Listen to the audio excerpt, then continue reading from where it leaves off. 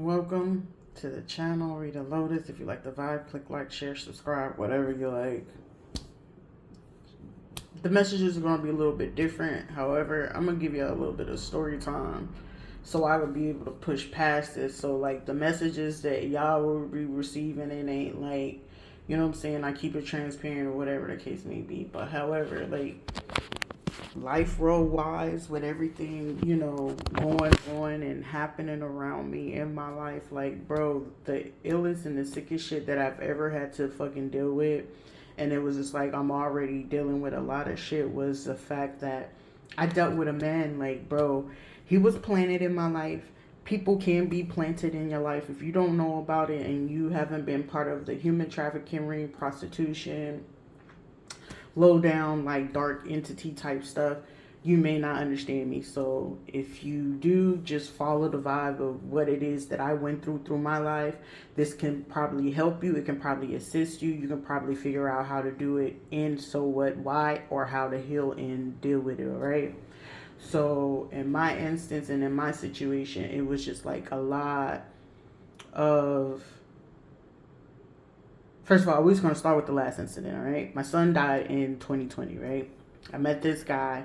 The scenario, the thing of it was, I should have listened to my intuition because the situation was so familiar and, like, it kind of felt like it was brand new, but it really wasn't brand new.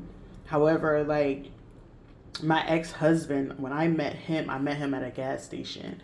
However, it low-key felt like it was love at first sight type shit, but it was just a little bit different. However, fast forward to the guy I met in I met him in July 2020. Because the reason being why I remember doing a video and a recording or whatever. I had on like this blue and yellow one or whatever in the video. However, with him, things was cool. We vibed. I was his friend before anything. I don't even think, like, I met him in July. I didn't sleep with him until like September, October, right? October, I'm like, cool, It was pretty fast, and it was on me. It wasn't a him thing. It was on me. But lo and behold, I already knew, like, he was a homosexual. However, I was ignoring, like, hints and signs where, like, the so-called best friend, let's call her LV. You know what I'm saying? Not gonna drop her name like that, but she's a Cancer, right? However, she was a doctor in pharmacy, but she had this one guy friend that she, made it her business to talk to me about, that also was a doctor in pharmacy. But only difference was he had already passed the board test. She hadn't passed the board test, right? However, it was like he felt that they were very cool. They were very connected, which they really were. Like, in past life, they were probably like best friends or some crazy nonsense or whatever. However, she, was like, oh, he got this pill problem, and I think he's snorting coke, and he's, meth, whatever. So she felt like he was on a boatload of drugs, whatever the job keeps him. Normal story of life, like anything she was telling me is like, I already said it, like, that shit been going on for eons. Like, it's just people never catch on. Like, some of y'all fucking doctors that y'all talking to, you motherfuckers be all cold hard drugs, be in there popping perks, you name it. Like, oh, it's supposed to have been for a patient and the patient never got it. But, they know which patients is going to complain and they know which ones is not. Especially those that's on, like, top-notch type level and are tapped in and tuned in to frequencies. But a lot of people are not, because most people are asleep. You know what I'm saying? But that's neither here nor there. So to make the thing go, October, he moves in. It was like October 24th. This is like the month, like a couple of weeks before my son dies. But this is me not paying attention close enough to the signs or whatever the case may be. So I'm just like, yo, low key, my family doing like shitty shit. But he's stepping in, helping, want to pick up the kids or whatever. I wouldn't keep the kids with him long because, like, if anything, like, his mom Dukes would help. So I was just like, that's pretty dope. That's pretty cool. So I fuck with his mom the long way because it's like, yo, she ain't have to do that. She working or whatever. So she will help me with, my little one. My Sky. So time goes on. November hits. My son dies, bro. But the crazy thing of it is, it was just like, I was exhausted because from the day before, I think I was doing like some studies. I had did some sets. I was still trying to, move the stuff, trying to figure out my finances and stuff. Mind you, the kids, the divorce and stuff like that, because it was finally getting on the road with my ex-husband. However, mind you, my ex-husband, his name, J5. We're going to call him J5. And then this, there's millions Gonzalez in the world, so we're gonna say J Guns, all right? So J Guns as wanted to play Master of Disguise because he always want to change his name. But the thing of it was, at the very beginning, he gave me his original name. He'll be like, "Oh, my name is Nada." I'm like, well, "Your mama didn't name you no motherfucking Nada." So you know what I'm saying? Like, he figured out real quick, like, she ain't on that type of dumb shit. So saying, "Oh, my name is Josh," and I'm like, "Josh what?" He gives me his full name, tell me the government name. Mind you, I'm already just like looking at it a little bit funny. So I'll just let it ride. But me, I'm just known to, like, I'm really good at just doing nice for people. But sometimes it's like, it was a me thing. Anyways, fast forward November, my son dies. November 5th, 2021, he drowns. Bro, like, when I say I looked all over the fucking place, like, I saw my son go into the house. But I already knew with the house, like, that door was so light, like, because I already had requested for them to put, like, a heavy lock on it. Because I let them know, like, hey, I got a special needs kid and I cannot be here. Like, you know what I'm saying, if this lock is not going to be installed. It was supposed to be installed before I moved in or whatever the case may be, or in the process of moving in. Anyways, push come to shove. The motherfucker that was supposed to install the shit, he comes the day of when my fucking, so like, literally like the day of or like the day after my fucking son died. And I'm just sitting here like, bro, like, it took everything in me not to want to kill this man. But then on top of that, let's make it the icing even fucking better, right? We go forward, son died, I'm sitting here trying to figure this out, whatever. But I'm also putting two and two together because I'm just like, yo, we're together or whatever. He started acting funny. So I'm just like, his energy was real fucking funny, but it's just like, all right, I gotta pull it together. I still got 6 kids in there that's crying. They fucking, eyes out. They trying to figure out, like, what happened to their brother. They trying to process all this shit. So it was just like, to me, I'm just like, game face, bro. Mind you, this nigga's here. So there's no masculine energy. So I already knew that I was having to possess my full masculine energy. And I was having to protect my feminine energy within myself. Like, I had to protect myself because it's like, this nigga's not doing it. But I'm side-eyeing him, but I couldn't really get into it with him because, like, the problem I had, my ex-husband, I called him as the incident has happened. He was like, I'm getting ready to come. He's on the phone telling me he's getting ready to come. No sooner as I'm saying this, like, yo, I'm crying, like, bro, I'm trying to pull it together, like, yo, how the fuck did my kid get out? All this crazy shit. But then it was just like, in the midst of it, I just remember as I was walking out, running out, there was a man that was walking down the sidewalk. But as he was walking, he was covered, like, he had on, like, this jacket, this hood or whatever. He was pretty tall. But I remember he was walking on the left side. Where they found my son's body at, it was on the right side, but it was under the bridge. But it was just like, even then with him drowning in that, like, he would have had to have floated somewhere. You know what I'm saying? Like, once you drown and you coming back up to the surface and floating somebody had to fucking see it, right, bro? So I'm just like, all right, pull it together, put it together. I'm running to the pool, I'm running everywhere, I'm screaming for it. This nigga looks me dead in my soul. Mind you, he saw them pull out my son's body. I got bombarded before I could see them pull his body out. They bombard me, pull me down, whatever. Shorty, Jay Gons, he gets up, looked me dead in my eye, and was like, yo, B, for real, like, I'll leave right now. And I told him, like, it was cool, you know what I'm saying? Cool. Like, if he had to leave, I was cool with it. I wasn't tripping on it. And he was, I guess he found it in his heart, like, yo, the kid's dead. Like, the police is looking at him as he's saying, like, he ready to bolt out. And, like, the police is standing there as he's saying this, like, I could leave, like, this wasn't supposed. And I'm just like, all right, cool. You got to do what you got to do. It's like, whatever for me. So him, I guess he found it somewhere in his little spirit, in his heart somewhere. And, like, oh, I'm going to stay. He stays, he rides it out, whatever. Getting my son stuff. So the day that I didn't pay attention to it, the funeral, the energy was funny as shit, like crazy. Only had one person there. I'm gonna call her Steph. I'm not gonna put a full name on there. But she came in the tour. She came in and she was just like, yo, I just don't want you to go to jail. But everybody knew what was going on around me. I was the only person oblivious to it. Fast forward. We getting ready for Christmas. This nigga was like, oh, I got a friend that's here. He's like, he had a friend that's here. Mind you, this is my apartment. He had a friend that came down from New York. Come to find out, I had a feeling he was screwing this man in my apartment, in my kids' room, and in the shower, and while I'm in the back in my room, like doing stuff, or whenever I left or whatever, he's with this dude in the passenger side of my car, and the boy that was there visiting him was driving. That's not me. He's really just trying to manipulate it. So this is 2021. This is the first dude. It's like, oh, my homeboy came over, Rod came over. Well, he came over, right? Then this little short dread dude. Then the Haitian dude came by.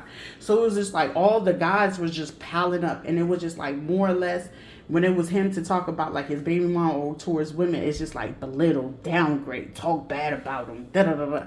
But when it's come to talk to the homeboys, it's like, yeah, it's like, yo, niggas, your nipples getting hard or something? Like, yeah, like, fantastic. You know, if you're just gay, you're just fucking gay. But you need to leave me the fuck alone, because literally, I told you, I had literally just found out I was married for 7 years to a man that was literally gay. J5 was fucking gay the whole time. I just didn't understand it. Like, I've been in that community, but it's just like, I didn't understand how far that shit would go, especially when it came to men. Now, when it came to women, understand it completely. I just understand like that's just not for me. Been there, done that. Like on both sides, splashing around with every little thing, dish dash, you know, splish splash, give it a bath, baby. I'm there, all grabs. But then it was just like all of these people, you have them in my house, you screw them. Then I go on, we leave. Because I couldn't take the trauma no more of staying in the building. Like literally every day I was looking out the window where my son has died.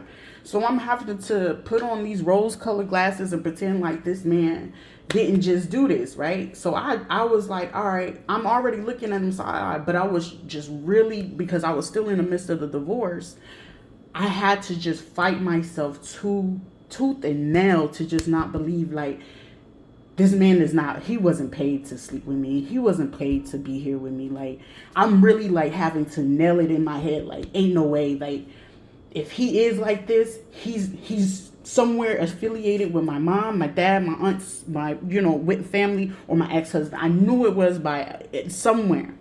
But it was just like, well, what about Puerto Rico? But I understood, like, I know how isolation works. But for him, he didn't understand, like, I'm cool with being by myself. I was always by myself. Since a little bit of kid, I was always by myself. I'm used to not having no friends because I was never really allowed around kids unless they were part of the clique family. You know what I'm saying? So it's just like, bro, you don't understand. I understand seclusion and isolation so well that, shit, I think seclusion and isolation is fucking tired of me, okay?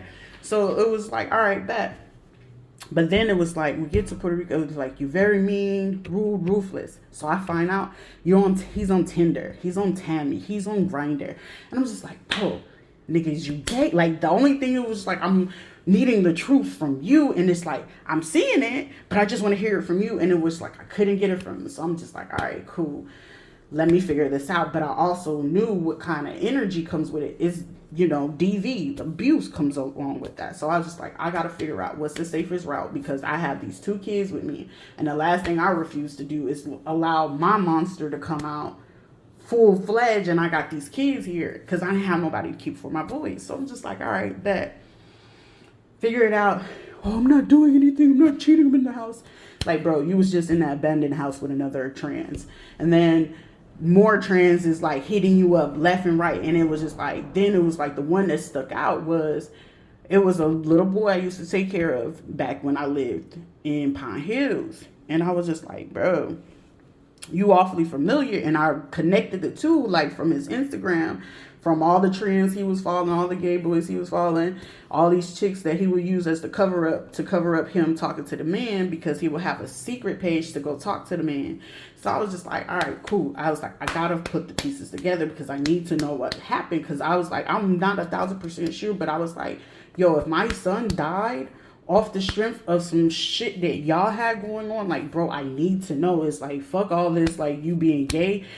That's your, that's your prerogative. But it was more or less like, yo, if my son was part of something that maybe you probably didn't know and you was just a fucking pawn in it, but you get just as guilty for participating in the bullshit, and you're just as responsible for my son's death. So it's just like, I'm fighting myself, because it's just like, bro, just please don't let it be, because I understand, like, everybody knew, like, a dude holding me down, like, bro, I could care less for commitment. I don't care if you're a man or a woman. I don't care for commitment, because it's like the protection of my kids. I would prefer to be single for the rest of my life until my kids are grown enough and responsible enough to handle their money on their own. I would prefer to take that than, all that other dumb stuff. Like, hey, if I can see you, cool. If I don't see you, cool. You know what I'm saying? It's whatever. It's like, I'm not fit to break myself down because somebody don't want me or don't know what they want. Like, you keep that to yourself. I can either pick and choose whether I want to deal with you or not. Like, it's free choice. It's real. You know what I'm saying? And you overstep that boundary by not giving me a chance and opportunity to speak on that. Then it got to a point where, like, the disrespect was even more louder. It was like, you going places, it's like, oh, I need my mask. It's like, bro, I know you doing something, like, I don't know if you posted it on Twitter or back page, what, like, him doing this stuff with other men. And I'm just like, bro, like, if you looking to just trying to break me and just trying to, find the best way or safe way to tell me that you're gay, then just fucking say that. Like, I don't give a fuck about that. Like, go tell your family, whatever, but leave me the fuck alone and quit dragging me on. But literally, let's just say the trans friend that I had, I thought, he, aka she, they, them, however the fuck you gotta pronounce them, you know what I'm saying? He wanted to get the whole bottom surgery, for him to turn into a woman. But come to find out, he was part of it. His mama was part of it. His sister and his brother and stuff like that. Then it was like, on top of that, it was like you was connected to my ex-husband with doing this with the other dude that I used to talk to. So it was just like, it was just a whole thing. And then it was like, how he was doing it. It's like, bro, I was, my granddad was a pimp. My grandmama, my mama, them was hoes. Like, bro, you can't try to play those games on people that I already know when you trying to break a person, when you trying to pimp them, when you trying to do all that. And it was just like, he kept trying to do that stuff like I was stupid. Like, no. So I'm just like, all right, ride this out until you can safely get him back to wherever it is that he need to go. If you deplete the money, I recognize his patterns of when his money gets a certain way, he start acting real stupid. So I was just like, get the money down. He gonna buy his ticket before he be like, oh, I ain't got it for this and I ain't got it for that. But I already knew it's like him breaking off other people. So it was just like, all right, cool. Just play it out, get it out, whatever. But I already knew, like, yo, you take a chance of either you're going to get an STD, you're going to end up with HIV, whatever, because he's sleeping with men and he lying about it. So I was just like, look, if it's just taking me to take a bust down with my health and then me getting out of this situation safely with my kids and my two kids that I do got with me alive, I'm going to fucking do that. And my next fight is get that money so I can go fight for my other, my other daughter. And, my oldest, she safe, she cool because her daddy, came to his senses. But it was just like this shit right here. Jay Gons, like, I was like, if you trying to drill it in from what my ex-husband was trying to drill it in, like, bro, like, go somewhere else with that shit. Like, you just trying to make me feel embarrassed, feel bad, feel ashamed. Oh, you got 4 or 5 baby daddies, and I don't look back for none of them, and them ain't looking back for me.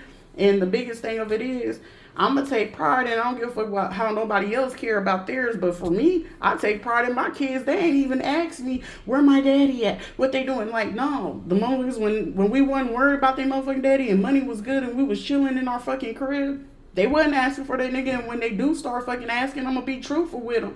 And I did that shit with my 16-year-old, and hey, if they build it, they build it. But the conversation I had to have with her daddy and his girl, shit, I'm about that. Like, I don't give a fuck about none of that. I don't care about your kids, your family, your wife, your mama, daddy, none of that. When it comes to mine, my kid tell me, Mama, I'm uncomfortable, I'm not happy, something inappropriate, I feel hurt, something is man down. I don't care about none of that. Because for my kids, I'm riding for them. Because I know what it was like when it wasn't nobody riding for me, wasn't nobody protecting me, my emotions, my feelings, my thoughts, my sanity, my financial needs, none of that shit. I had to do that on my own. But for Jay Gons, nigga, bitch be gone. Bitch be gone. Like, not ever again. Like, That whole, want to be with a man, want to be with a woman, being confused. Oh, let's invite somebody in. That shit came to an end. Like, bruh, like, I learned my lesson though. I learned my lesson, but I hope if he is with a dude, with his dude, like, shit, at least treat him right, but at least shit, tell your family to, nigga, you gay, just own that shit and ride with it. Just like I told my ex-husband, if that's what it is and you own shit, be what the fuck you own, but shit, also know if you gonna be on it, you deserve the right to let the people that got your kids know so they can be able to properly prepare the children if they got questions to do that. And it's just like, maybe I was just too much of an adult to think of some shit like that. But, that's just part one of the shit. But that's crazy, though. But I know somebody else is going through this. Hopefully, how I'm trying to tell you to get through it, make sure that even when you do escape and get out of the situation, invest in you some protection. I don't care if you get you a trained dog. Make sure that if you get you a dog, train the dog effectively. You don't want the dog just barking all over the fucking place and you don't really know if there's danger or not. Have you a piece, have you some mace, have you a taser, have all that shit in place, because you do not know how this other person is going to react, respond, or how they're going to set you up in some situations where if you got to defend yourself, just like in my situation, I got to defend myself by all means necessary. So if it got to be an all-out war, a one-man war, I'm going to have to make sure, hey, if it's 3, all right, cool. Anything past that, I know, hey, we just going to have to figure it out. But at the end of the day, it's just like, do what you have to do what's safe for you. I know it may not be reasonable, and a lot of people, be asking questions how people end up with herpes, HIV, AIDS, and all that other crazy stuff, because sometimes it don't ever be mostly the woman. This kind of stuff comes from a certain community, and that's just what it is. That's just the truth of the matter. But the biggest part of it is you got a lot of people that hide it. They lie about it. They, feel like they being discreet about it, and it's putting people that they are trying to openly be with at jeopardy, and it puts people's health at danger. However, I hope that any of this can help you and motivate you to do better in your life, so you ain't got to be worried about somebody doing this. That's why you shouldn't let nobody borrow your car, be in your house, your money, your credit cards, none of that. I mean, even if you felt like ain't nobody gave you no love and this somebody's first time taking you on a date, don't say shit about none of that. Don't even give nobody the joy or the priority to know, like, oh, this is the first date, this is nice. None of that. None of that. Anyways, change your life, get it right. Catch the vibe. If you click like, share, subscribe, Rita Lotus. Also, I don't know if I'll ever be back on TikTok or not, but Miss Rita Lotus on TikTok, but a new TikTok will be coming your way. You'll see it.